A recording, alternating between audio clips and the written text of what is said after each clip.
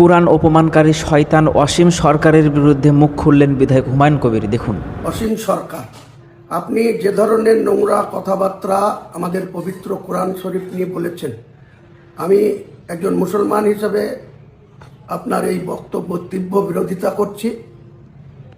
বাংলার বিভিন্ন থানায় আপনার বিরুদ্ধে এফআইআর হচ্ছে।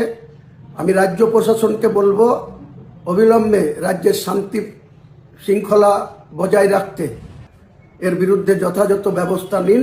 তা না হলে আমরা মুসলমান সমাজের কাছে ডাক দেব, এই অসীম সরকারকে যেখানে পাওয়া যাবে সেখানে তাকে এই কথা প্রত্যাহার করার জন্য মুসলমান সমাজের মানুষের যথেষ্টই শক্তি আছে। সেই শক্তি যেদিন অসীম সরকারের বিরুদ্ধে রাস্তায় নেমে প্রতিবাদ হবে, সেদিন কিন্তু অসীম সরকার আপনি আর বাড়ি থেকে বেড়াতে পারবেন না, বিধানসভায়ও যেতে পারবেন না, এবং মুসলমান সমাজের কাছে আপনি ক্ষমা প্রার্থী হন যে আমি পবিত্র মুসলিমদের কোরআনকে নিয়ে যেটা বলেছি আমি মোটেই ঠিক করিনি। আমি ভবিষ্যতে এই ধরনের কোনো মন্তব্য করব না।